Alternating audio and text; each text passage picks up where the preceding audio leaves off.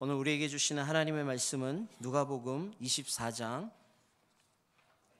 44절로 49절까지 있는 말씀 함께 보도록 하겠습니다.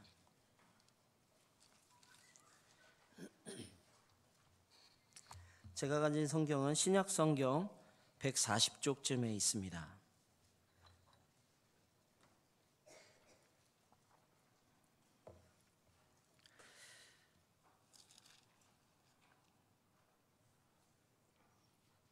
다 찾으신 줄 알고 제가 봉독해 올리겠습니다. 44절부터 49절 말씀입니다. 또 이르시되 내가 너희와 함께 있을 때에 너희에게 말한 바 곧 모세의 율법과 선지자의 글과 시편의 나를 가리켜 기록된 모든 것이 이루어져야 하리라 한 말이 이것이라 하시고, 이에 그들의 마음을 열어 성경을 깨닫게 하시고, 또 이르시되 이같이 그리스도가 고난을 받고 제3일에 죽은 자 가운데서 살아날 것과 또 그의 이름으로 죄사함을 받게 하는 회개가 예루살렘에서 시작하여 모든 족속에게 전파될 것이 기록되었으니 너희는 이 모든 일의 증인이라. 볼지어다 내가 내 아버지께서 약속하신 것을 너희에게 보내리니 너희는 위로부터 능력으로 입혀질 때까지 이 성에 머물라 하시니라. 아멘.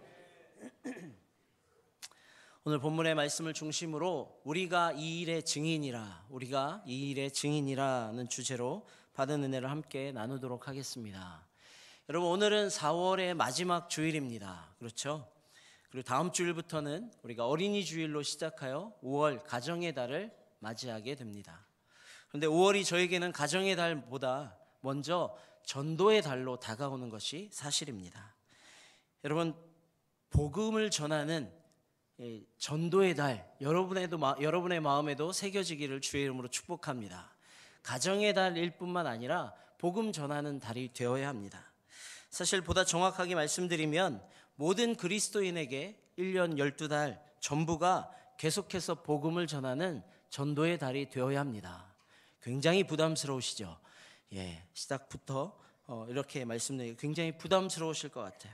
그러나 왜 그렇게 되어야 하냐면 하나님께서 우리를 향하신 하나님의 그 뜻과 계획이 바로 전도에 있기 때문에 그렇습니다. 여러분, 하나님께서 왜 예수 그리스도를 이 땅에 보내주셨습니까? 왜 하나님의 아들이신 예수님께서 이 땅에 오셔서 십자가에 달려 돌아가셨습니까? 왜 보혜사 성령님께서 오늘 우리와 함께 하십니까? 그 궁극적인 이유는 세상을 구원하기 위함이다라고 말할 수 있습니다. 죄로 인해 죽어가는, 이미 죄로 인해서 죽어버린 우리를 다시 살리기 위함입니다. 이것이 온 인류를 향한 하나님의 유일한 계획이고 또한 뜻임을 우리는 잊지 말아야 합니다. 그렇다면 오늘날 하나님께서 어떠한 방법으로 하나님의 그 유일한 뜻인 열방의 구원을 이루어가고 계십니까? 고린도전서 1장 21절에서는 이렇게 말씀하고 있습니다. 하나님의 지혜에 있어서는 이 세상이 자기 지혜로 하나님을 알지 못하므로 하나님께서 전도에 미련한 것으로 믿는 자들을 구원하시기를 기뻐하셨도다. 할렐루야. 여러분, 그 방법이 무엇이라고 말씀합니까? 전도입니다.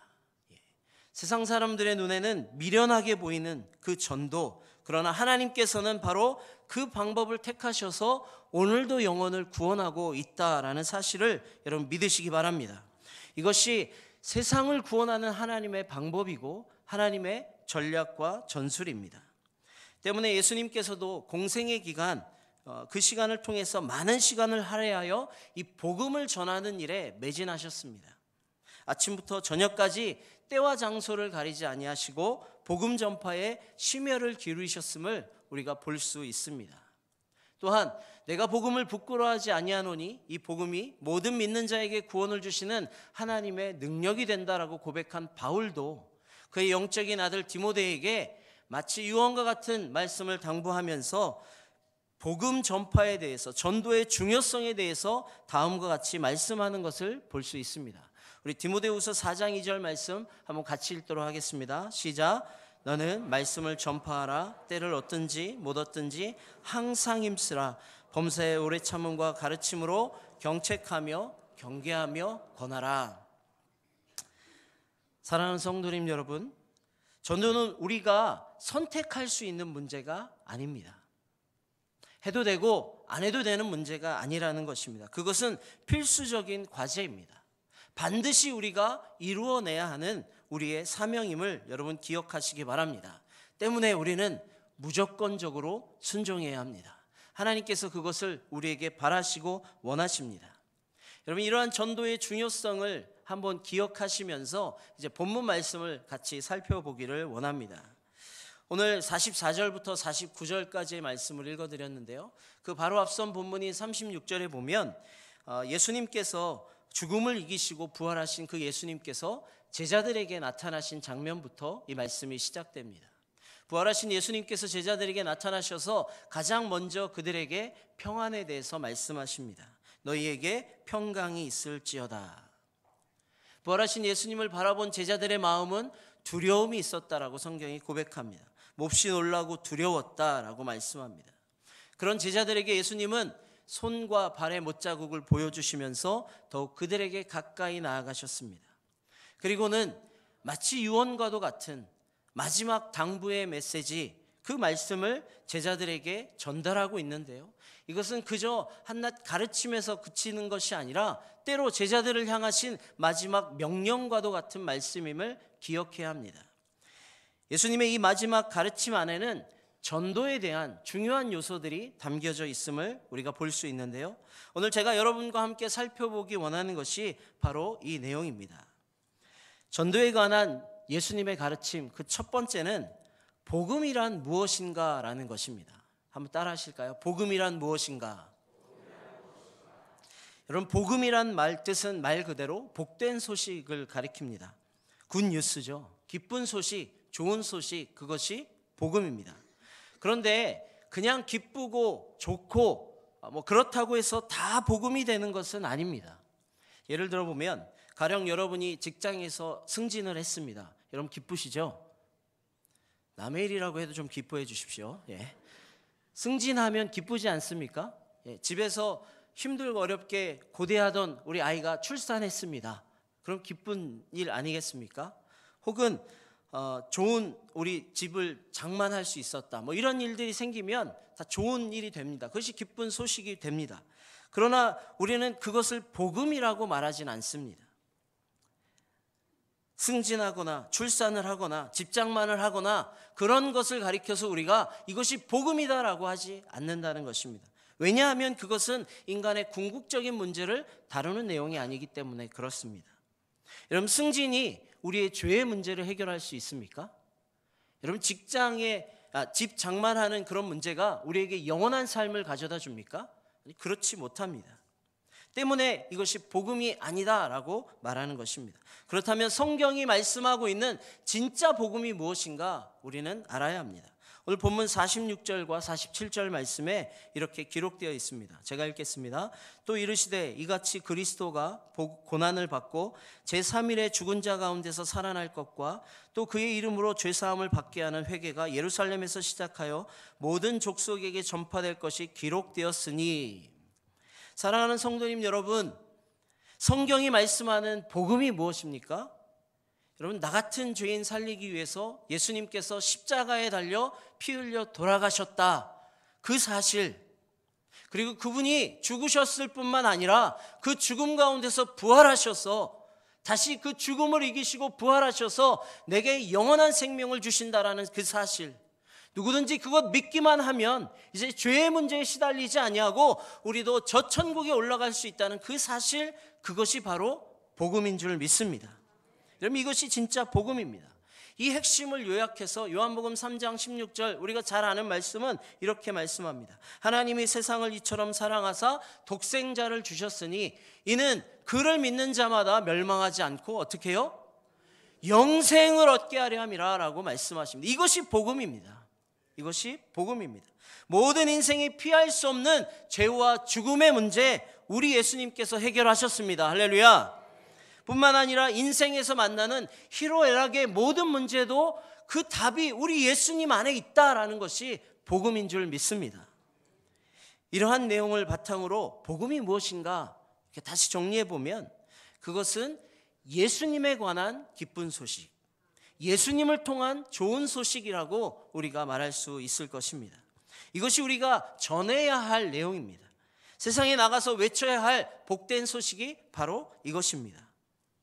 그런데 실제 우리의 모습은 어떻습니까? 가만 보면 복음의 핵심이 빠져 있는 경우가 덜어 있는 것을 확인하게 됩니다.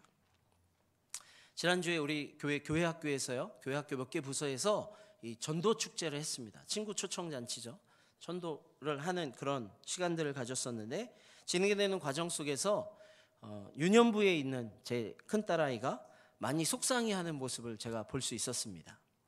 이유은즉슨 친구를 데리러 오려고 이제 교회로 데려오려고 초청을 했는데, 그때마다 친구들이 다른 이유가 있어서 교회 못 가겠다는 거예요. 뭐 여행도 잡혀 있고 다른 약속도 있고, 그러니까 얘가 속상한 거죠. 참 이렇게 시무룩해 있는데, 그래서 제가 물었습니다. 하임아, 어떻게 초청했어? 이렇게 제가 물어봤습니다. 그랬더니 저희 딸아이가 그냥 교회 와 이렇게 했다는 거예요.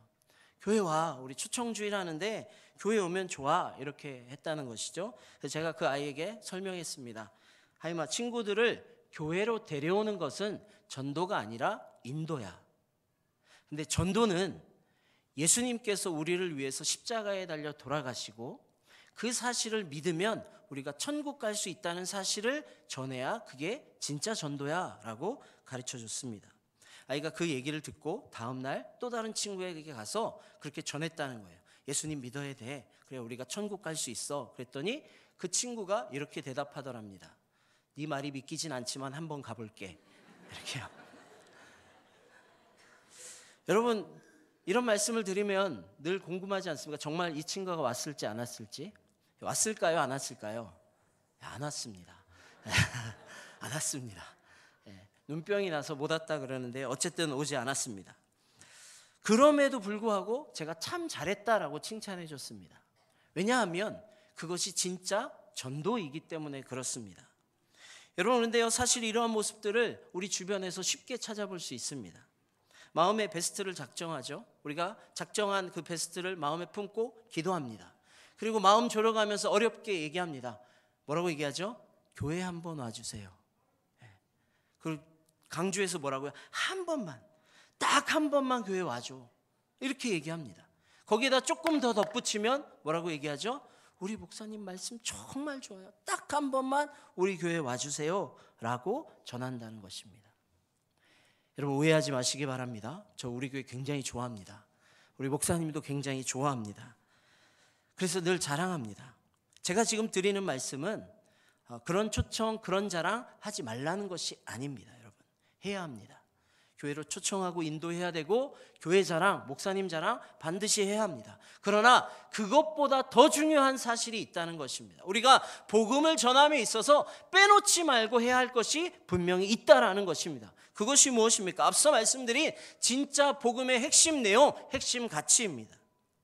여러분, 이것을 가장 짧게 줄이면 이렇게 말할 수 있을 것입니다. 좀 무섭게 들릴 수도 있고요. 이것이 좀 우리에게 두려움의 대상으로 올 수도 있는데, 이 복음의 핵심을 딱 요약하면 예수천당, 불신 지옥입니다.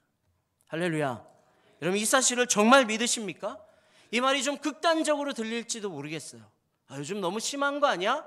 예수천당, 불신 지옥, 이런 말이 요즘 시대에 먹히겠어? 라고 생각이 될지도 모르지만 성경은 분명하게 그렇게 증거하고 있음을 여러분 믿으셔야 합니다.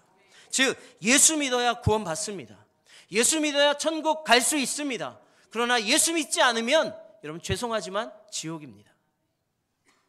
여러분, 이 사실을 담대히 전할 수 있는 저와 여러분 될 수 있기를 주의 이름으로 축복합니다. 오늘 본문을 통해서 우리가 예수님을 통해 배울 수 있는 전도에 대한 두 번째 가르침은 우리가 이 일의 증인이라는 사실입니다. 우리 본문 48절 말씀 함께 읽도록 하겠습니다. 시작. 너희는 이 모든 일의 증인이라. 너희는 이 모든 일의 증인이라. 국어사전에 보면 증인에 대해서 이렇게 기록하고 있습니다. 자기가 듣고 본 사실을 진술하는 사람, 혹은 어떤 사실을 증명할 수 있는 사람, 이렇게 설명하고 있습니다. 여러분, 그렇습니다. 증인은요, 보고 들은 대로 말하는 사람을 말합니다. 때문에 예수님의 증인이 된다는 것은 예수님을 통해서 그분을 본 그대로를 전하는 사람, 예수님을 통해서 가르침을 받은 그대로 전할 수 있는 사람이 증인이다라고 우리가 정리해 볼 수 있습니다. 여러분, 예수님께서 이 말씀을 너희가 이 일의 증인이다 라고 하는 이 말씀을 지금 누구에게 전하고 계십니까? 전해주고 있죠. 1차 독자는 누구이죠? 예수님의 12 제자들입니다. 지금 제자들에게 나타나셔서 너희가 이 일의 증인이다 라고 말씀하시는 것을 볼 수 있습니다. 이것이 분명합니다. 때문에 예수님의 12 제자들은요, 모두가 예수님의 이 마지막 명령에 순종해서 그들이 예수님을 본 대로, 예수님께 가르침을 받은 대로, 들은 대로 나아가서 예수 그리스도의 증인된 삶을 살았음을 우리가 잘 알 수 있습니다. 더 나아가서 목숨까지도 내어놓는 순교의 길을 걸어간 것을 우리가 잘 알고 있습니다. 그런데 거기에서 그치지 않고요, 오늘 이 말씀은 그저 제자들에게만 주시는 말씀이 아니라 오늘을 살아가고 있는 저와 여러분에게도 동일하게 주시는 말씀임을 여러분 믿으시기 바랍니다. 왜 그렇습니까? 여러분, 예수님 본 적 있으십니까? 눈으로 보셨습니까? 예수님의 육성 음성으로 예수님께 가르침을 받으신 분 계십니까 혹시? 저도 못 해봤는데요, 우리가 비록 육적인 눈으로, 이 눈으로 예수님을 보지 못하고 이 육적인 귀로 예수님의 음성을 듣지 못했지만 그럼에도 불구하고 이 말씀이 우리에게 주시는 말씀이다라고 확신할 수 있는 것은 우리가 마음으로 믿어서 예수 그리스도를 영접하는 그 순간 우리의 삶 속에 예수님께서 실제하시기 때문에 그렇습니다. 할렐루야. 우리가 예수님을 마음으로 모시고 예수님이 내 삶의 구원자고 내 삶의 주인입니다라고 고백하는 순간 그분이요, 우리 안에 실제가 되셔서 내 안에 나타나시고 내게 말씀하시고 이 성경에 기록된 말씀들이 다 깨달아지는 역사를 우리에게 나타내 보여주시기 때문이라는 것입니다. 여러분, 이 사실을 굳게 믿으시는 저와 여러분 되시기를 주의 이름으로 축복합니다. 때문에 우리는 담대하게 이렇게 고백할 수 있습니다. 한번 따라 하실까요? 우리는 이 일의 증인이라. 네, 우리는 예수님의 증인이라. 증인이라는 말은요, 헬라어로 마르티스라는 단어입니다. 이 단어가 이제 영어로 번역되면 마더라는 순교자를 뜻하는 단어로 번역되었습니다. 그러니까 이 두 단어가 사실은 같은 단어라고 볼 수 있습니다. 증인, 이것은 즉 순교자라는 것입니다. 여러분, 이 사실을 통해서 우리가 알 수 있는 것이 무엇입니까? 예수 그리스도의 증인 된다는 것은 그저 입술로만의 증인의 삶으로 끝나서는 안 된다는 것을 말하고 있습니다. 그저 내 입으로만 전하는 것, 여러분 이제 거기서 우리가 그치면 안 됩니다. 더 나아가서 내 삶으로 진짜 예수 그리스도의 증인된 삶을 살아가야 하는 것입니다.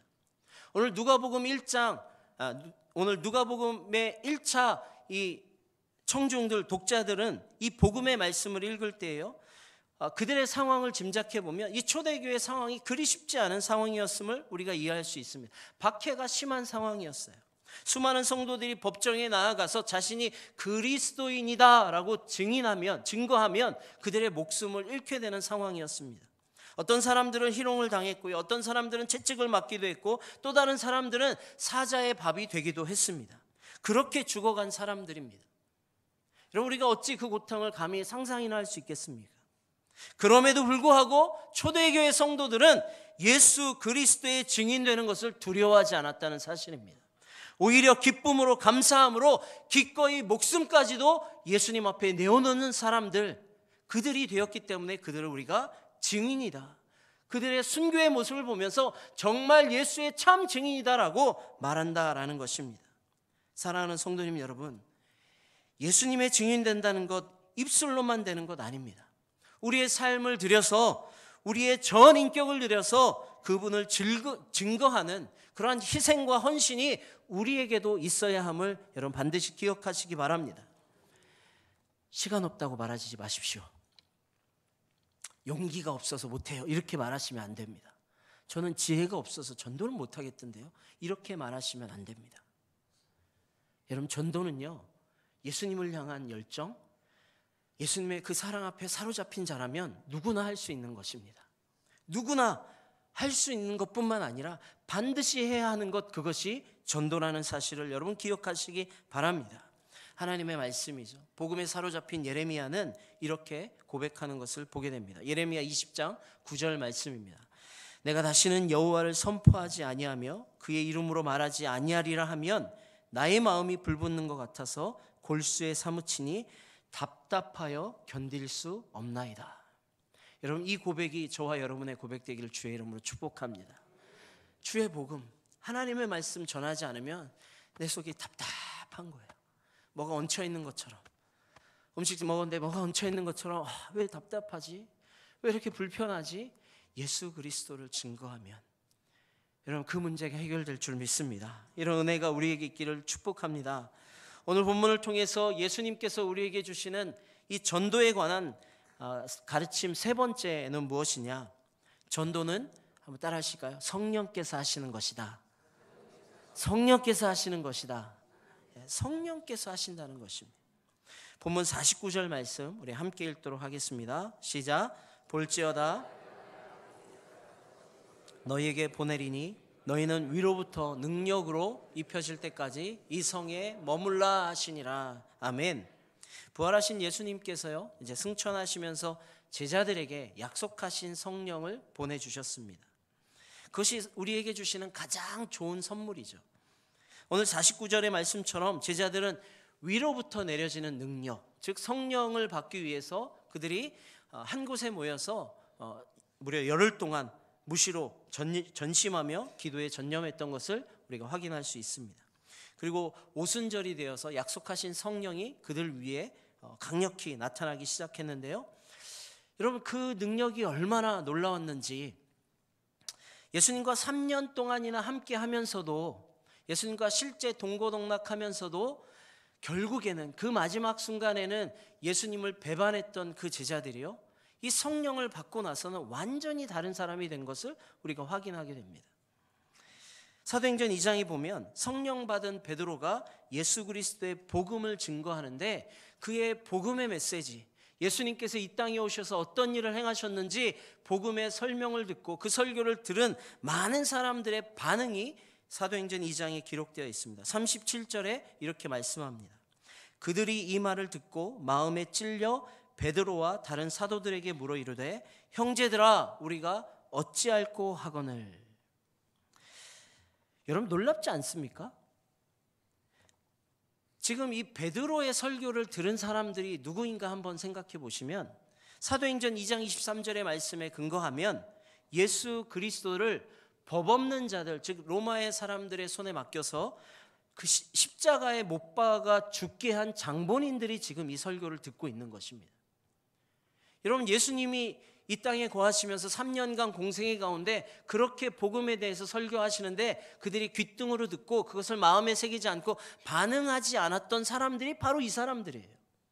그런데 성령 받은 베드로의 설교를 듣고 그들이 지금 뭐라고 외치고 있습니까? 어찌할꼬, 그러면 우리가 어찌할꼬, 이렇게 한탄하고 있다는 것입니다. 반응하는 것이죠. 여러분, 생각해 보세요. 예수님의 설교가 탁월하셨을까요? 베드로의 설교가 탁월했을까요? 대답하기 곤란하시죠? 예. 베드로의 설교가 조직적으로 잘 짜임새 있게 이렇게 잘 준비된 설교이기 때문에 많은 사람들이 이렇게 반응한 것입니까? 그런 것이 아니라는 거예요. 이것이 성령의 능력이라고 우리에게 말씀하고 있는 것입니다. 여러분, 이것이 성령의 역사입니다. 성령의 기적입니다. 성령이 임하실 때 우리의 어눌한 입술을 사용하셔서 능력으로 나타나진다는 것을 우리에게 보여주고 있는 것입니다. 여러분, 이런 은혜가 우리에게 있어야 할 줄 믿으시기 바랍니다. 전도도 동일합니다. 우리가 하는 것 같지만, 내 입술을 통해서, 내 헌신을 통해서 하는 것 같지만 실제로 보면 우리가 할 수 있는 것은 아무것도 없습니다. 성령님이 하십니다. 여러분, 성령님이 준비하시고 성령께서 이끌어 가십니다. 여러분, 아무리 달변가라고 해도요, 한 사람의 마음을, 그 사람의 생각과 가치관을 바꿀 수 있는 것, 이것은 불가능합니다. 어지간해서요 우리가 바꾸지 않아요. 듣고 다 그래 알았어, 너 좋은 대로 해 하고 말아보는 것이 우리의 모습입니다.